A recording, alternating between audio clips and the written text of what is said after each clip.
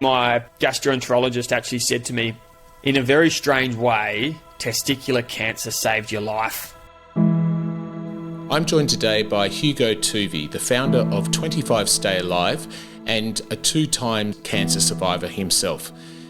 Hugo, I understand you were only a few years out of school when everything changed for you. Can you tell us what happened? Yeah, so I had a pretty normal schooling outside, like I mentioned, a few health issues, but I generally cracked on with life. And then I finished school and I joined the army. And I had about 6 months left of army training. I was 21, but I noticed a small lump on my right testicle, and I put that little lump off for probably 6 months. And it wasn't until I called my old man to wish him happy birthday, I remember the date well, and he basically encouraged me to go to a GP, which up until then I'd put off. And it wasn't until I sort of had that encouragement from my old man, I went to the GP, and unfortunately I was diagnosed with testicular cancer. What was it like to receive that diagnosis? I think I took it okay at the start because I was so young, and I just thought, oh, well, I'll beat this, I'm bulletproof, I'm invincible. But when he sort of started talking about having to have chemotherapy and follow-up surgeries, I realised, okay, maybe this is a bit more serious than I'm giving it credit for. So, yeah, it was difficult, but at the same time, I was young, and I felt like that was I had that on my side. So you had the cancer removed and then went through chemotherapy. What happened next? Yeah, so, look, I had the chemo, the surgeries, ups and downs, and then it was kind of the small goals. I kind of had my, yearly clear scan, 2 years, 3 years. I got my physical fitness back, my mental fitness back, and then I got my 5-year all-clear CT scan, which essentially meant I was in complete remission. I got promoted to a captain in the army. I got posted to Brisbane. Things were looking up.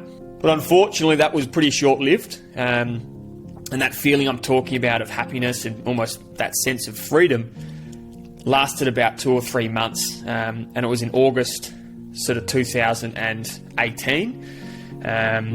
So about 3 months after I received that all-clear 5-year scan, when I started experiencing some bowel complications. I was getting up during the night, my cramping was worse. Every now and then I noticed a small little bit of blood, and I knew something wasn't right. And that's when I went off to the doctor and pretty much requested a colonoscopy. I said to him, look, I've had a pretty difficult health journey up until this point. I know something's not quite right.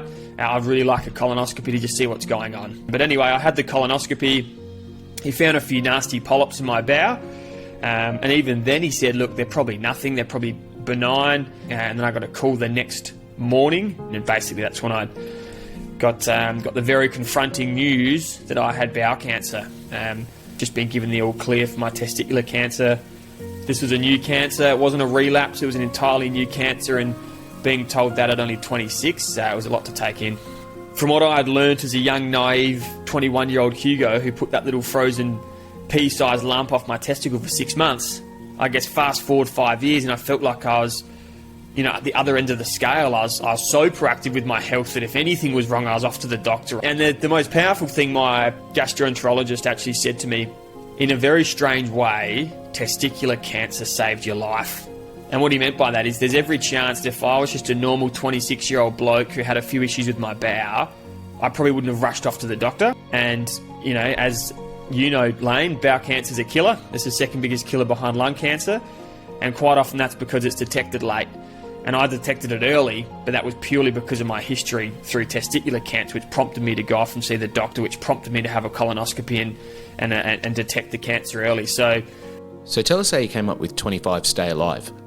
One of the biggest frustrations I got was every time I told someone my story or what I was going through, I'd always get, "You're so young." But then the more I shared my story, the more I'd connect with these other guys and girls in their 20s who were going through their own cancer journey or illness or bowel cancer, or young blokes going through testicular cancer. And, yes, you could say I'm unlucky to go through a couple bouts, but I wouldn't say I'm young, because bowel cancer is now the biggest cancer killer for 25 to 34-year-olds. Testicular cancer is a young man's cancer. So, if anything, I felt I fitted in the mould of those particular cancers. So I think that prompted me to do more in the young adult space. It's almost like people go, when I'm 50, that's when I'll take my health seriously. But I think it needs to happen a lot earlier than that.